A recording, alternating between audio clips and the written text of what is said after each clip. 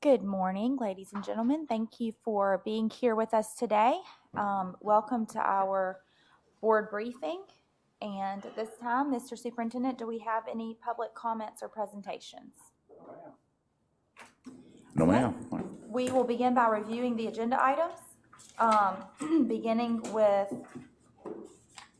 any questions about the agenda. We do plan on having an executive session to discuss personnel and litigation. Okay. Are there any questions about the agenda? All right. Are there any questions or comments about item A, the minutes from our mid-month board meeting held on June 21st, or our whole board training held on June 27th? All right, item number 2, consideration of recommendation for employment of personnel. Item number 3, consideration of recommendation for release of personnel. Item number 4, consideration of recommendation to approve the following purchases from the Finance Committee: fresh bread, groceries, milk, juice, and dairy products, copy and printer paper, and custodial supplies. Any questions about those? Item 5, consideration of recommendation for the acceptance of the Leader in Me grant.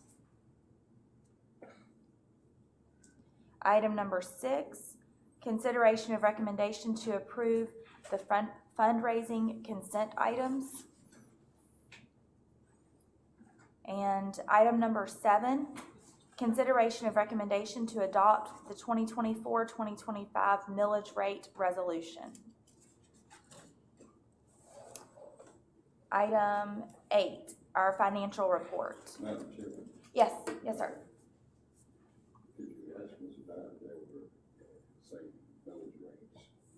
Yes, sir. Mr. Dyer, would you mind expanding on item number 7, the millage rate? Yes, ma'am. And to answer Reverend Bush's question, no, it's not the same millage rate. We reduced it. And I have more information about that during my superintendent's report. You reduced it. Good. Yes, sir. Thank you, Reverend Bush. Item number 9, committee reports. Any committee reports? Madam Chairperson. Yes, ma'am. Is there a time that we can add to the agenda about discussion? I remember once before we used to go out to the schools to do meetings, and I was just wondering if this is a time that we can have a discussion. That's very timely. Thank you for that. We have, Mr. Dyer and I have discussed that possibility about that being a great option to hold some of our meetings, especially the ones, these mid-month, meetings, the ones during the day, in schools. It'd be a great opportunity for us to kind of be able to see firsthand who we're impacting, and I think I think the schools would welcome us there as well. So. Yes, ma'am. Madam Chair, and I spoke about that last year, and at the next meeting we'll have a schedule of mid-month meetings that we will propose having at schools to get back into the schools. And so it's good that, and you weren't aware of those conversations we had, but it's like-mindedness. I appreciate that we're on the same page. So that's great. And I think Ms. Hutley at the discussion as well. So yeah, we'll look forward to presenting that schedule to you at the August first meeting in August. And I came out from Robert Harvey yesterday. We had a great time yesterday. Mm-hmm. And I'm just going out to see the work that is being done. Yes, ma'am. Yep. Yeah, thank you for that. Okay, at this time, we will, Mr. Superintendent, are you ready to give your report? Yes, ma'am.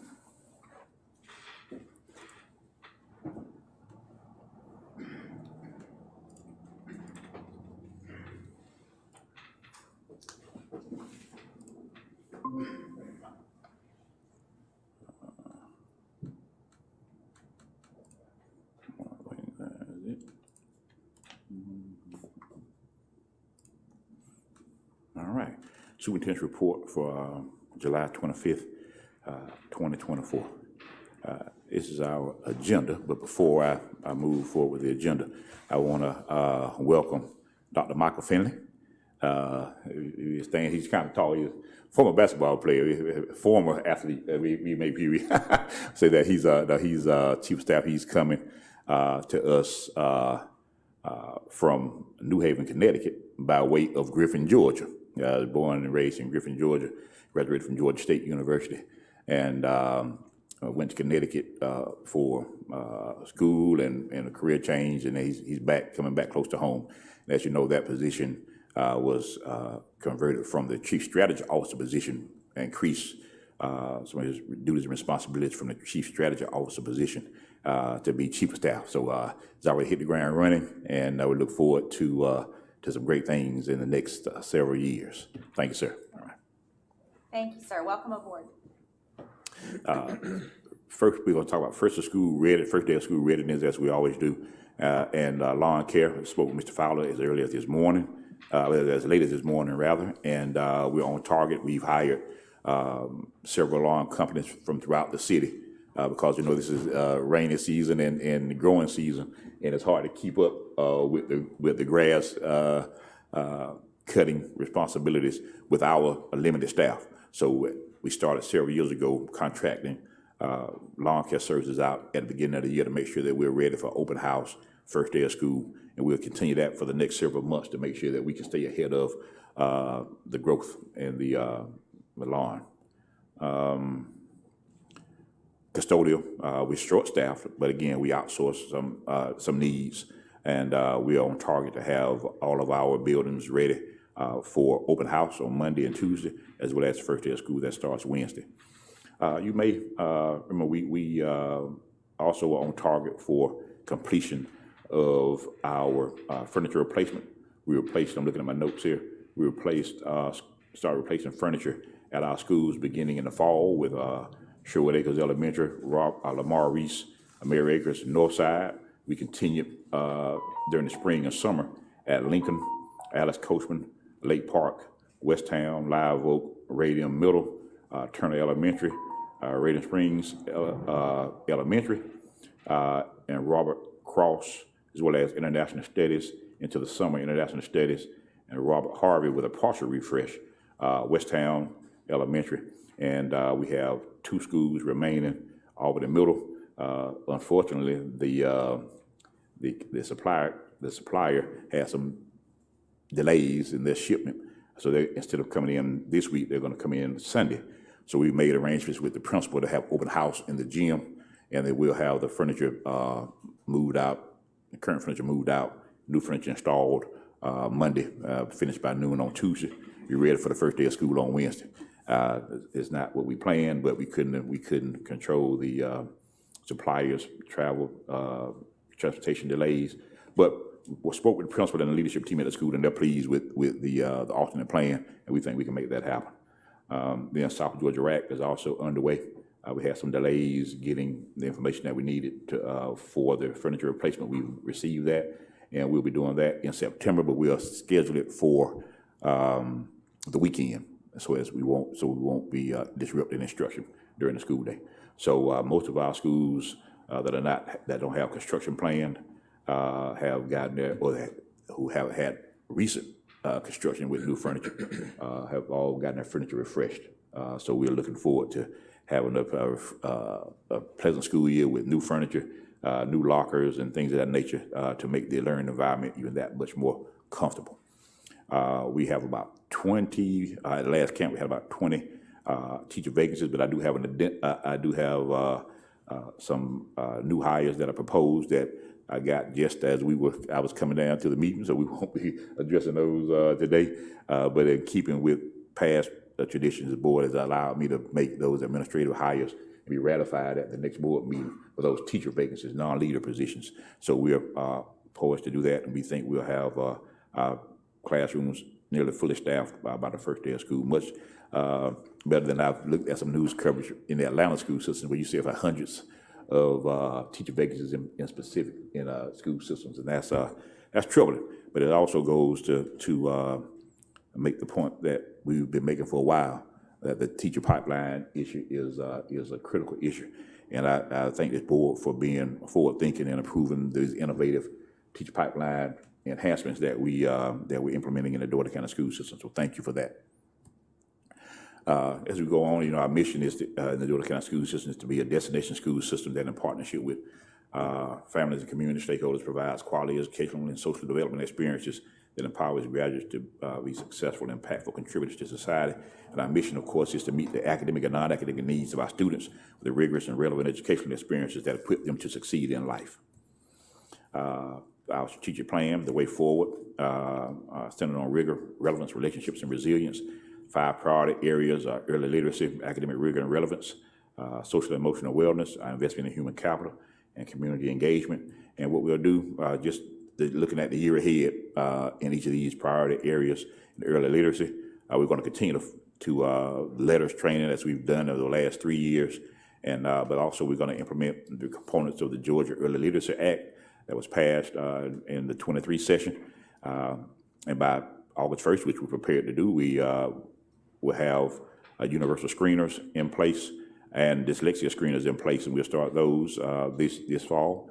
By December 1st of this year, the local boards must approve high quality instructional materials that meet the components, required components as prescribed by the Georgia Department of Education, and we're prepared to do that as well.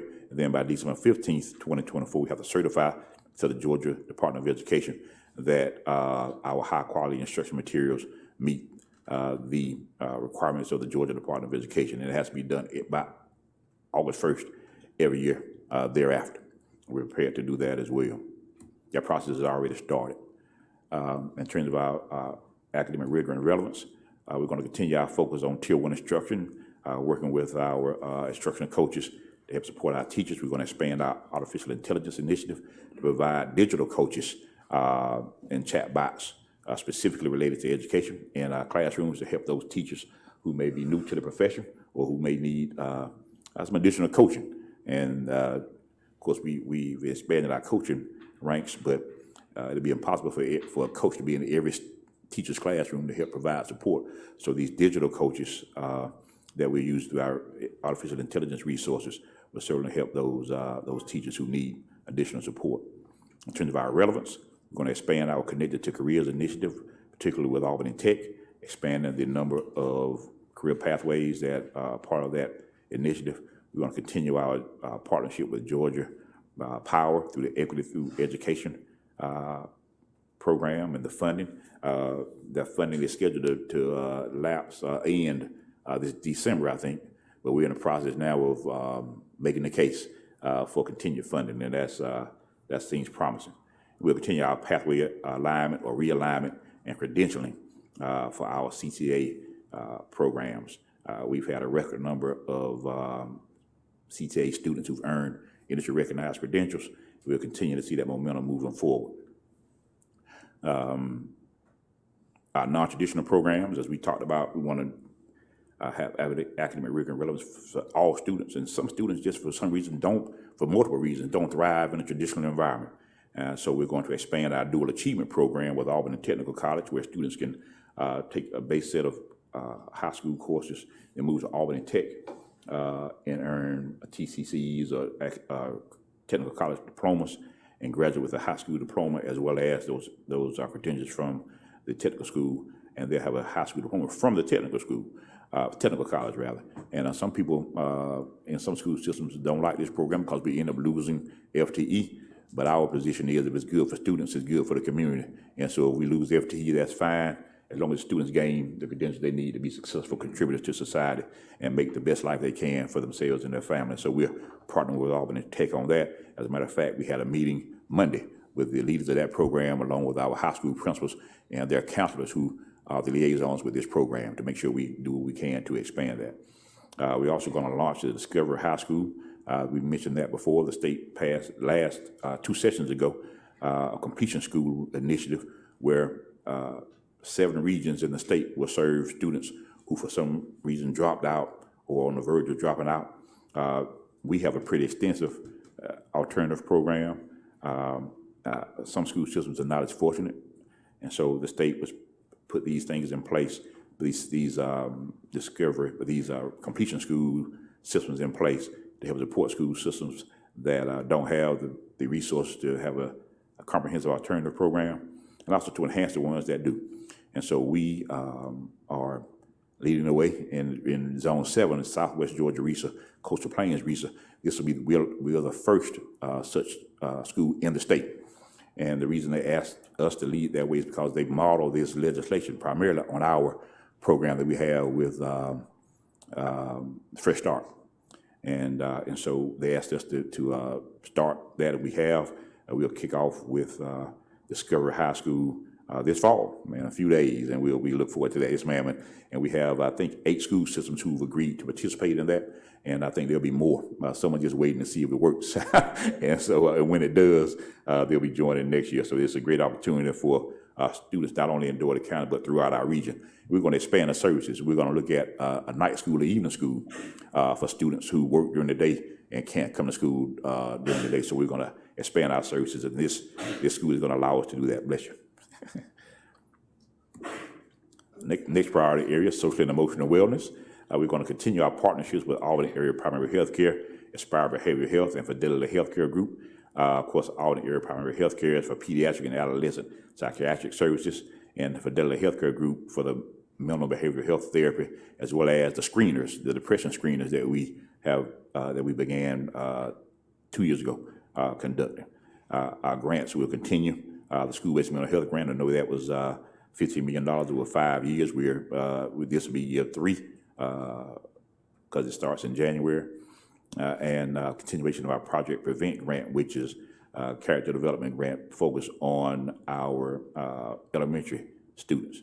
And then we're going to launch, we're going to expand our elementary mentoring programs and launch the Leader in Me program that if the board chooses to accept that grant, which is on the agenda today. We talked about that before, almost $1.4 million grant that does require $136,000 match in year 3, but this is through the Department of Education and the Franklin Covey organization. I think Mr. Youngblood had a question. Yes, sir. Just quick, and I should have asked it earlier. Concerning the Leader in Me program, can you kind of share how it's going to roll out? Is it an integrated in the curriculum, or is it an after-school program, or is it part of the day? Yeah, it's part of the day. It's in several phases. First phase, we'll work with faculty and staff at the schools to help them understand the Leader in Me and the concepts, because they have to buy in first. And then we'll impart it to students beginning the latter part of year 1 into year 2.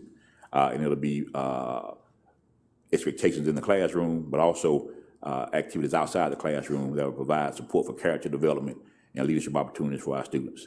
I think we included in the agenda item, right? Yeah, the schools, as well as the information from Franklin Covey as to how the program works. And so we're going to meet with principals and let them identify the schedule that works best for them in terms of rollout, because we don't want to overwhelm them with initiatives when they are already pushed. But so we have 3 years to get this rolled out, and I'm excited about the opportunity. As you know, around the country, there's talk about the need for more character development, and we talk about behavioral concerns in our schools, absenteeism. We believe this research shows that this program has a positive impact on all of those issues, so we're looking forward to it. I'm just curious about the rollout, like you said, garden and instruction. Yes, sir. Yes, sir. Of course, character education is important. Yes, sir. Yes, sir. Yes, sir. Yes, sir. Thank you. Any more questions about any of these items? If not, then the next, investment in human capital. Of course, we are always looking at ways to enhance the employee experience. We're advertising now for a position that was approved by the board, Assistant HR Director for Employee Services. We'll continue our DCSS Perks program and continue our DCSS Moments. We're going to expand our customer service initiative that started last year. Our teacher pipeline, of course, we're going to continue our work there. As you know, the Dougherty County School System is the first school system in the state of Georgia to be recognized by the Department of Labor as a registered teacher apprenticeship program. And we're proud to say that we have over 30 teacher apprentices starting this year at various levels, whether it's ramp 1 through ramp 4. And with ramp 4 being the last ramp before they become full teachers. And we're excited about it. We have several of our paras who have been working for us for years, who didn't see a way to become teachers because of the structure that was in place. They're taking advantage of this teacher apprenticeship program, and that's important because they've already demonstrated a commitment and a loyalty to the school system as well as to the profession. And now that we can get them fully credentialed to be teachers, that will, we think, help with our retention. And as we look at the teacher pipeline becoming slimmer and slimmer, I've said before, retention is the new recruitment.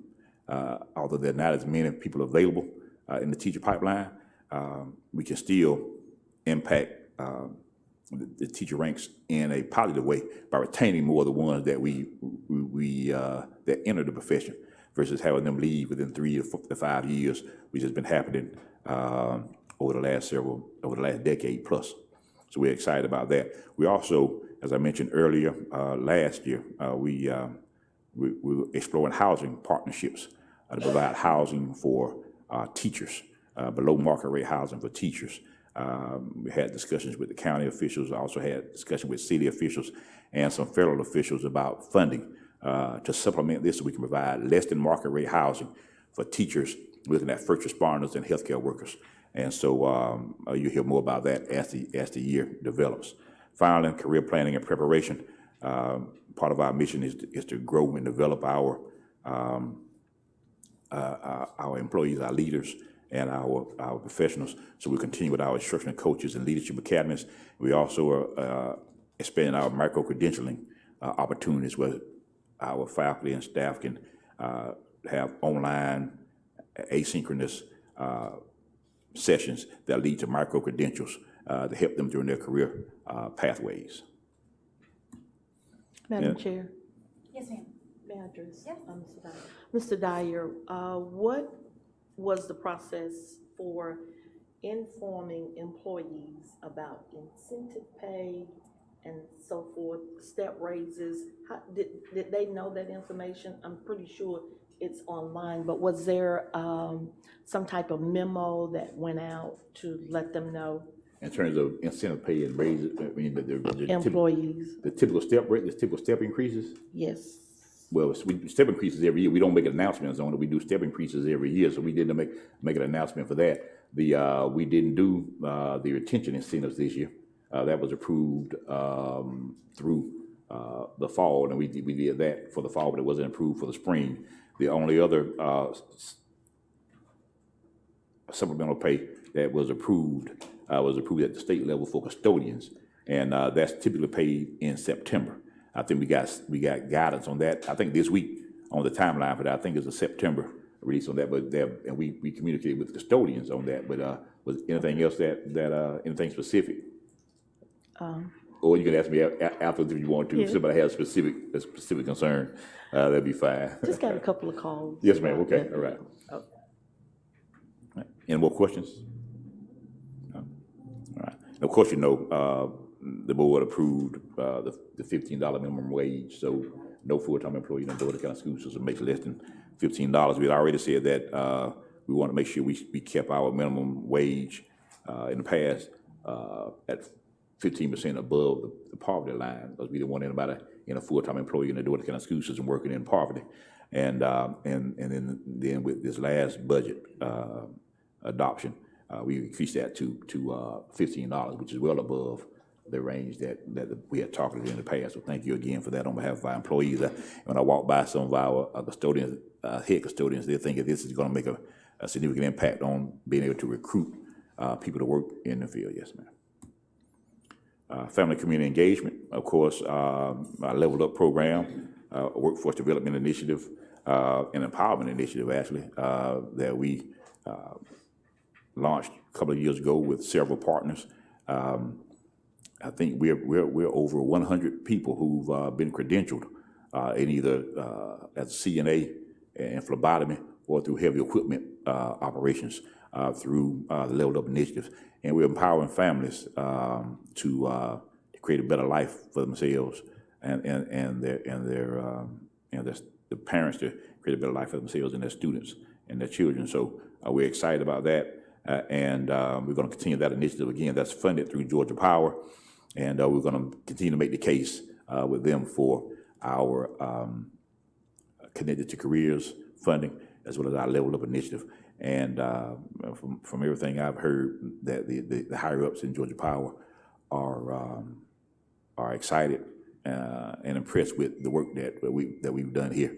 And so I owe that to a lot of people, Mr. Davis and his leadership in the District Effectiveness Division in general, but specifically Ms. Dr. McQuitta Griswold and Mr. Nita Wiggins.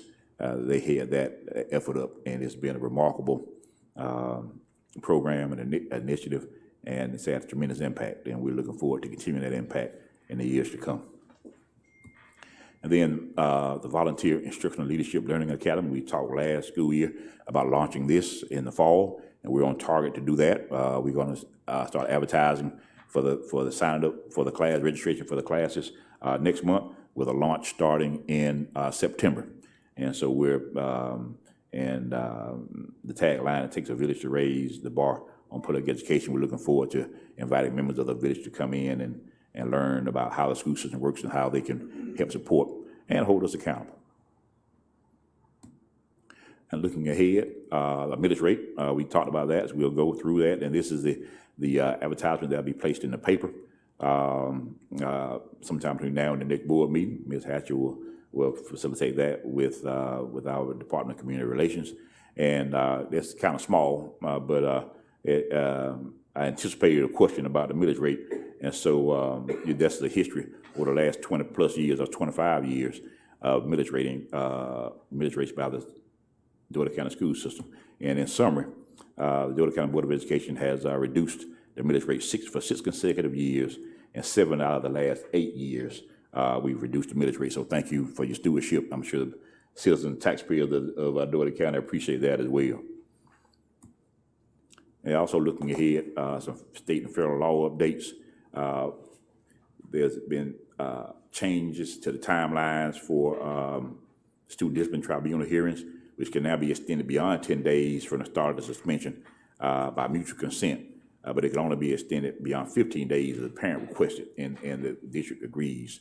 And of course, we must provide appropriate grade level instructional materials during that suspension period before the tribunal. Another law that allows non-school buses to be used to transport students. In the past, we had to transport students only in school buses, and that's become problematic because of the lack of bus drivers. And when you're taking 3 students somewhere to get a school bus that probably gets about 6 miles to the gallon in gas, is not the most cost-effective way to transport them either. So this gives us some flexibility there. We're looking forward to that. Also, we have a state approved increasing paid parental leave, doubling it from 120 hours to 240 hours. There's no funding associated with that law, but we have to implement that beginning this year. We're doing that, and that notice will go out as school begins. And then another law that requires us to acquire and maintain opioid antagonists in a secure location where an individual may have an opioid overdose. So we need to have those drugs on hand at our schools, and we're working with that. We have some. We're working on those now. The law specifically says we can't get it from the health department. We have to buy them somewhere, and so we're looking at doing that as well. Then, just as a heads up, it's not this year, but next year, each school must have an AED and an emergency action plan with drills twice per year. And we already have AEDs in all of our schools through our partnership with Phoebe. And so we're working on emergency plans and the drills that will be implemented beginning next year. The last 2 are rolling homestead exemption that caps reassessment valuations at 3%. And that's going to be a referendum that'll be voted on in November. There's some options that school boards have after that's, if it's passed. We'll discuss those at a later date. And then federal legislation, need to prepare for the implementation of the new Title IX regulations that go into effect August 1st. And while at the same time being prepared for a court stay, because that's being challenged right now. And that's going to increase the possibility of confusion as to what provisions in the law, proposed regulations are still in effect, which ones are not. and with the overturning of the Chevron case by the Supreme Court, which Chevron gave agencies of the federal government broad latitude in interpreting law using their perceived expertise. When the Supreme Court overturned Chevron, that limited the latitude that federal agencies have in interpreting law and putting them in the regulations. And so I anticipate that this will be challenged and that we'll have a ways to go before we come to some resolution on the new Title IX regulations. Any questions about any of these or any other? These are not all the ones that will be coming into effect, but these are the ones that are hot button topics right now. Reverend Bush? Thank you, Madam Chairman. Mr. Dye, I know the board is tired of me saying this, but some years ago, when I first I was fortunate enough to serve on this board, we were borrowing $15 million every year. And the reason I bring this up is because some people think folks that look like me can't manage. And when I got on the board, there was a lot of folks on the board, and we were borrowing money, you know. And I was talking to Mr. Youngblood about this. You know, it's very essential that you manage your money, not talk a good game, but manage is very important. And I think that he can attest to this from that banquet that he runs. And also, I want to point out, Mr. Dine, I thank you for allowing me yesterday to, I toured Albany High School. I was a part of the IG team, that's the Inspector General team in Vietnam. And it's so essential that you have quality control, you know, people that look at things from the outside, if you will, not they're inside, they're on the payroll, but they don't have to answer to this person or that person, they have to answer to whomever, the superintendent or whomever the general desired. And let me tell you something, I found I was so impressed with the cleanliness of that building. If you ever gone on the 9th floor at Phoebe Putney, it's always shining, always. This building was spick and span yesterday, and I just wanted to share that with the board that apparently, you know, we have some good employees, and that's number one. Good janitors who earn their lot. That place was spick and span from top to bottom.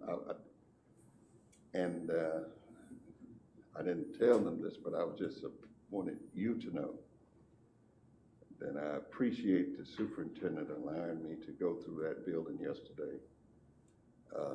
It was just spick and span. I wanted to share that with you for whatever it's worth. We need quality control is essential.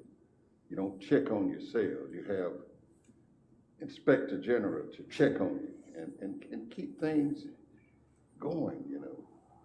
Especially, you know, when you have something going, you know, you try to find a way to continue. The continuity of it is essential, Mr. Davis, very essential. It's essential.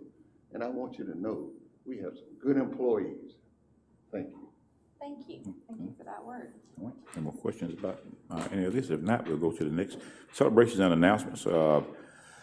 Our students are back. They had a great trip to Rome and Greece. Well, it got Rome and Greece. Is really Italy and Greece, Rome and Athens. I apologize for that. They went to Rome, Italy, Athens, Greece, And these are some pictures. Now the one in the upper left-hand corner, that guy in the blazer didn't go. They just let him. There was a kickoff at 6:30 that morning before they left. They had to get up and meet him there, but they wouldn't let me go. They said I had to stay here and work, so I stayed here and work. But you can see about some of the pictures that they have. They have a great time. We have more pictures. We'll share those slide decks with you a little later. But they had a wonderful time, wonderful experience, and I encouraged them to immerse themselves into the culture. And we have some student testimonies. I won't play those, but they'll be included in the slide deck that we share with you. They had a wonderful time, learned a lot about history, walked.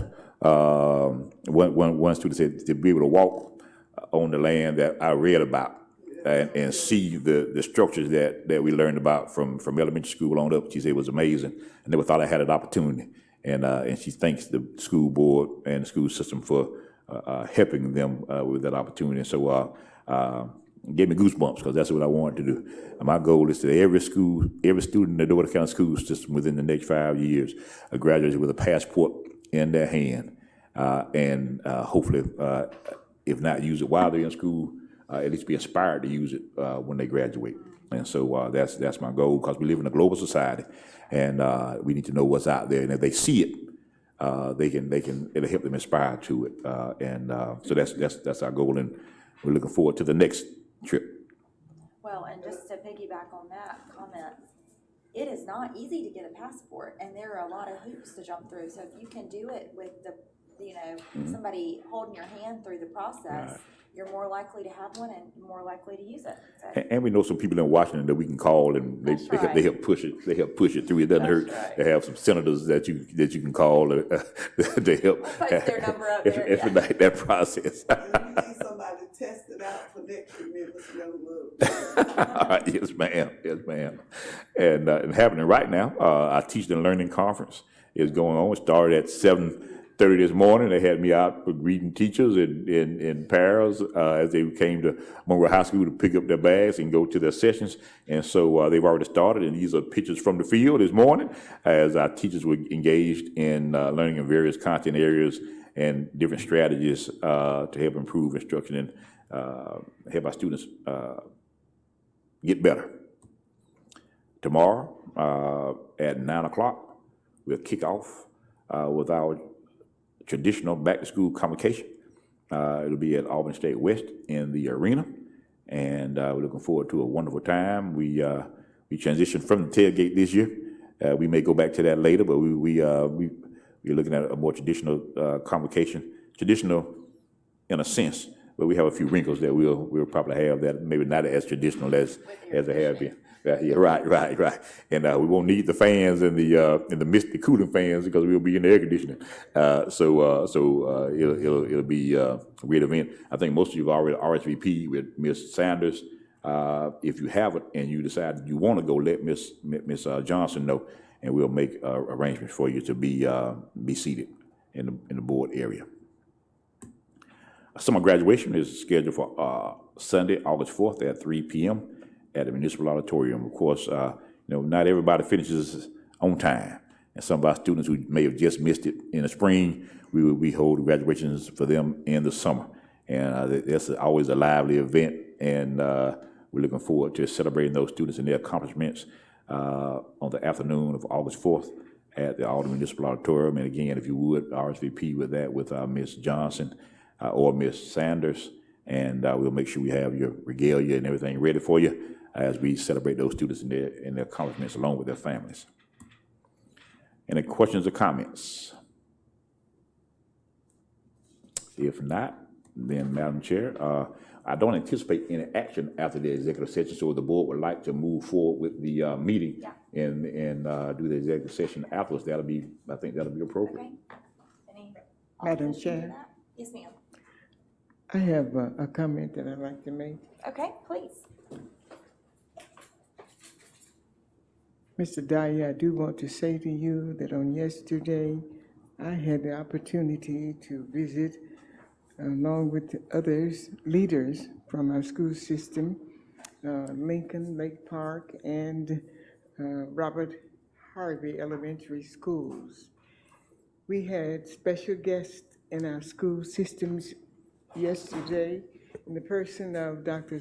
Terrence Ferguson, and his co-author of the book C is for Critter Fixer, and his co-author being Mrs. Gomez. First of all, to follow Reverend Bush, I'd like to make a statement about how beautiful our buildings were all over, and how receptive and cordial our staff, our principals, and other staff were. And I want to thank you and thank the leadership in this school system for extending the invitation to visit with them. It was an exceptional affair, and we were able to leave with signed books by the Critter Fixer. And we probably know of him, have seen him on National Geographics. But I assure you it was an awesome affair, and I look forward to them coming back so that our young scholars can see and touch them. Thank you again for the opportunity. Thank our staff for the great reception. They were made to feel very good, as expressed by them. And our buildings, let me say again, were exceptional. And thank you for the leadership in those schools and the principal and others of our leadership from the instructional area and the superintendent's office. Thank you for your kind words, ma'am. Thank you. All right. At this time, we'll go ahead and enter into our regular board meeting, and I would like to ask everyone to stand for a moment of silence and the Pledge of Allegiance.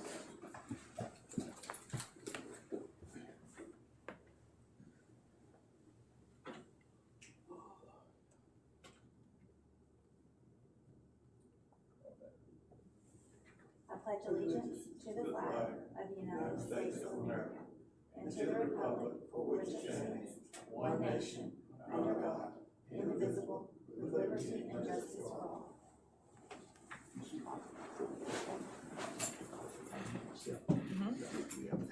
Got it. Okay. All right. Mr. Superintendent, are there any other public comments or presentations? No, ma'am. Okay.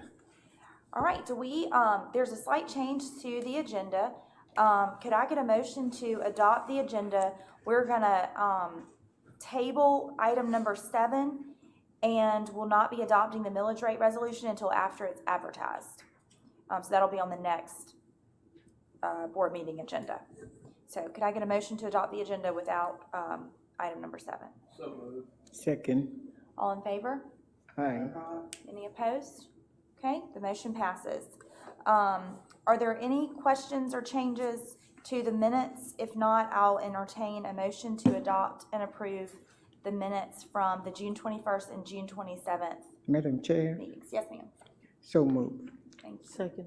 Thank you. All in favor? Aye. Any opposed? Okay, the motion passes. I'll entertain a motion now to approve a consent agenda, items 2 through 6. Madam Chairman, for the motion. So move, Poole. All in favor? Aye. Any opposed? Okay, the motion passes. Are there any other announcements or comments from the superintendent or board members? Yes, sir.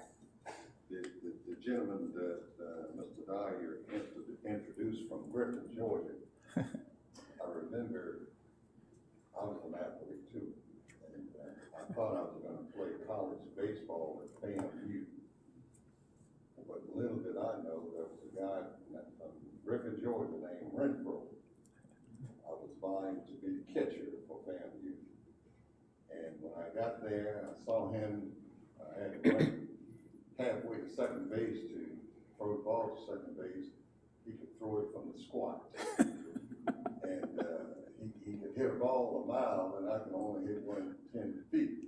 And subsequently, I ended up at Albany State. But my daughter also graduated at Georgia State also, and we welcome you aboard.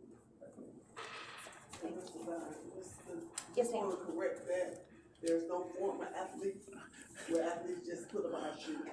Well, okay, I don't know about that, but, yeah, that- I just put my shoes up. as long as you don't try to run full court basketball, you can call it what you want to call it, Ms. Pooh, but just don't go out there and try it again. Mr. Brown, I also want to commend you on the other board members, for we have volleyball in our school system coming over at Western. Yes, sir, yes, sir. Thank you for that. Yes, sir. Yeah, that's Coach Chung. Coach Chung wanted to start that. He said he'll start that as a non-region sport this year. Last year, Dougherty started girls flag football and esports, and we're looking forward to expanding opportunities for our students across the board. So thank you for that. That's great. All right. Are there any other announcements? Okay. At this time, I will entertain a motion to go into executive session for personnel and litigation. Madam Second.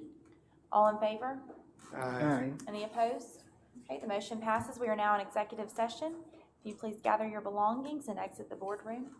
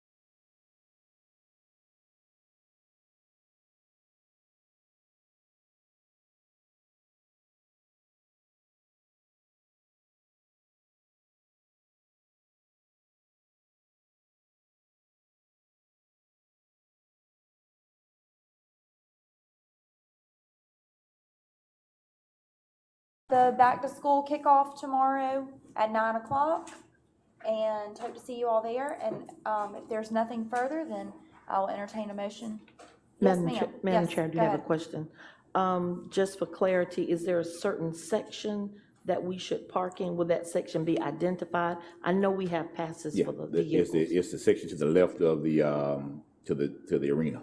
And you'll see signs that are directed to that area. Okay, thank Yes, you. ma'am. Okay, motion to adjourn. So move, pull. Second. All in favor? Any opposed? We are now adjourned.